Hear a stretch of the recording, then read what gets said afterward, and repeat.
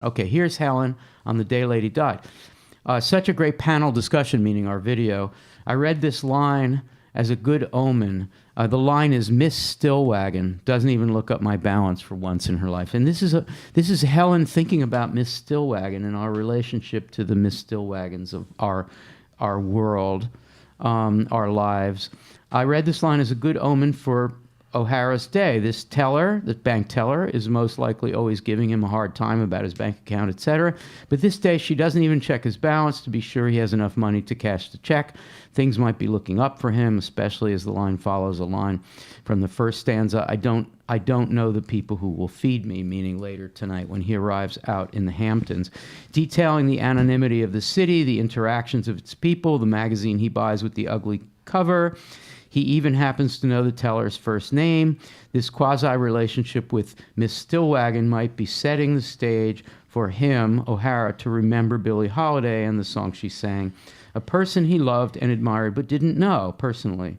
He stood close enough to hear as she whispered the song, close enough to remember he couldn't breathe. So there's a connection Helen wants to make between the Miss Stillwagons of our daily lives and someone as important as Billie Holiday. And then there's Orit's comment on Ashbury, which is really funny. I like this. Hi, I just wanted to point out that while the visit to Guadalajara is imagined, so is the instruction manual he has to write. And what is an instruction manual on a new medal anyway? Right? A medal is a raw material. I don't think they come with instructions. In other words, it's all bullshit. So the whole experience of being oppressed by boring work and escaping to an imagined experience is, well, imagined. It's a really, really acute comment. Okay, so Davey, Max, Allie, thoughts on either of those things, Miss Stillwagon or Ashbury making it all up? Do you want me to start? Yeah, Davey?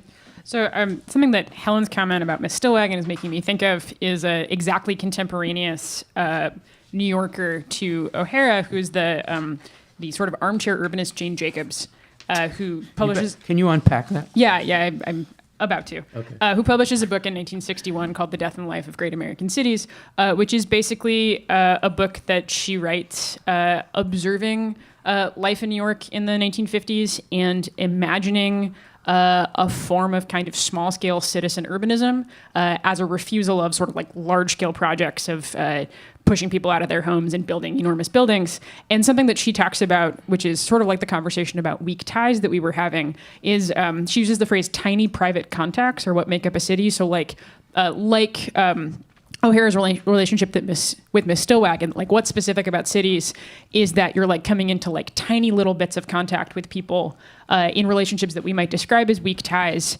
And something that's cool about O'Hara is that Jane Jacobs is thinking about like the bank teller and like the teacher in your child's preschool class and like a pretty like normative set of people. And for him, the bank teller and the like gay club are part of that logic. So he's like, I see that as both like a continuation of like, here's my New York, here are the like tiny contacts that make up the city for me. And here's like O'Hara's refusal of those contacts only being normative ones. Fantastic. Thank you, Davey, for that good start. Allie Castleman, your thought on either of these things? Yeah, I'm just kind of reeling from the... Hi, can you hear me? I'm waving at Zach, actually. You keep talking. Oh, okay. I think the observation that the instruction manual itself is imaginary is so great, and one that I've never had myself. But I think you can kind of bring that observation in with this connection we're talking about in The Day Lady Died, and just thinking about imaginary or at least kind of elaborated relationships that we have with celebrity who, in a kind of material way, we don't know any more than we know the Miss Stillwagons of the world. But I think it's interesting to kind of pay attention to how other artists and writers are kind of just constantly coming into the day Lady died. That by the time we get, I mean, Frank O'Hara in this poem has so many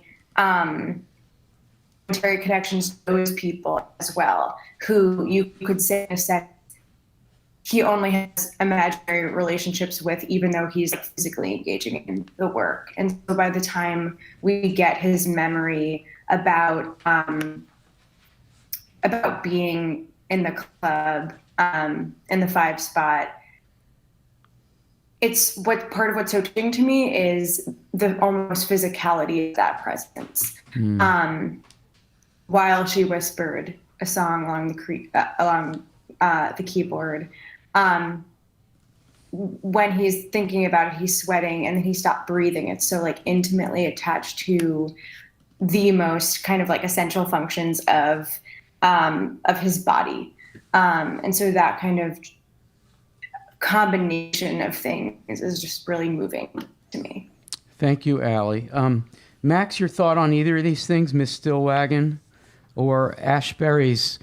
I'm interested in the implication in that comment that Ori made about avoiding work, right? I mean, it really is a poem about being so bored at work that you have to imagine avoiding the work. And then in order to imagine an escape from the imagining of avoiding it. I mean, it's a double imagining. That's how bored he is. Max? Right. And I like to think of Ashbery, as Ori has suggested, right? Ashbery not even at work, maybe just like in his favorite writing place, wherever that is, and imagining himself at work in order to get hyped up to write That's this so poem. funny. Maybe he wrote it in a fucking downtown cafe.